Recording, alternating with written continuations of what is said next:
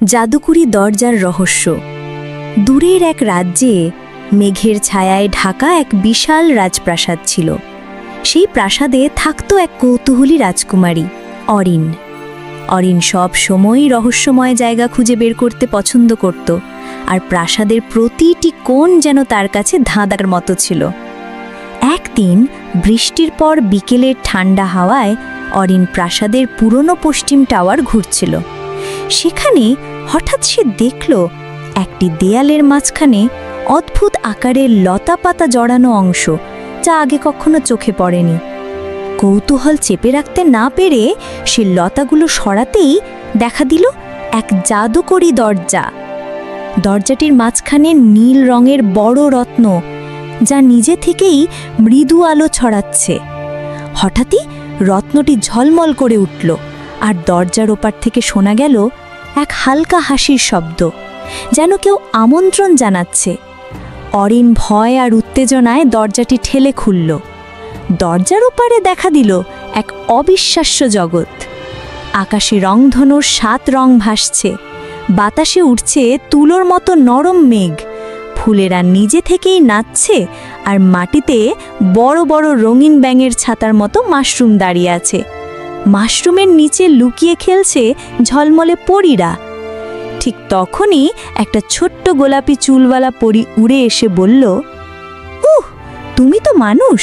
স্বাগতম জাদুর দেশে। আমি লীলা, আজ তোমাকে আমি গাইড করব। অরিন চারপাশ দেখে অবাক। ফুলেরা গান গাইছে, প্রজাপতিগুলো সোনালি ধুলোর পথ বানিয়ে উঠছে, আর ছোট্ট নদীতে রূপালী মাছেরা হাসতে হাসতে লাফাচ্ছে। তারা হাঁটতে হাঁটতে পৌঁছালো এক উজ্জ্বল প্রাসাদের সামনে, যেখানে বাস করতেন এই জগতের অভিভাবক রাজপুত্র এলিয়ান। এলিয়ান লম্বা নীল চাদর পরা আর হাতে জাদুর তলোয়ার। তিনি হেসে মুখে অরিনকে বললেন, আমাদের জগতে অনেক দিন পর একজন মানুষ এলো, তবে সাবধান, সবকিছু এখানে যেমন সুন্দর তেমনই রহস্যময়। ঠিক সেই মুহূর্তে আকাশে কালো মেঘ জমে উঠল। লীলা আতঙ্কিত হয়ে ফিসফিস করে বলল, ওটা জাদু চাই, ও জাদুর দেশকে অন্ধকারে ঢেকে দিতে চায়। অরিন ভয় পেলেও থামল না। এলিয়ান, লীলা আর অরিন একসাথে রওনা দিল ছায়া দানবের গুহার দিকে। পথে তারা পেরোলো ঝলমলে ফুলের বন, রহস্যময় ধোঁয়ায় ঢাকা সেতু আর কথা বলা গাছের রাস্তা।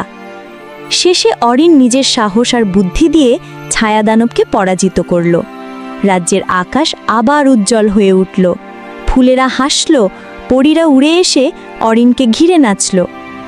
বিদায়ের সময় এলিয়ান বলল, তুমি শুধু আমাদের বন্ধু নও, তুমি এই জগতের নায়িকা। অরিন প্রাসাদে ফিরে এলো, কিন্তু এখন তার কাছে এক গোপন রহস্য আছে। প্রাসাদের সেই দরজা, যা যখনই সে চাইবে তাকে নিয়ে যাবে সেই রোমাঞ্চকর সুন্দর জাদুর জগতে। বন্ধুরা, রোজ আসছি নতুন নতুন রূপকথা, মজার মজার গল্প। তাই আর দেরি কেন? এখনই চ্যানেলটি সাবস্ক্রাইব করে ফেলো।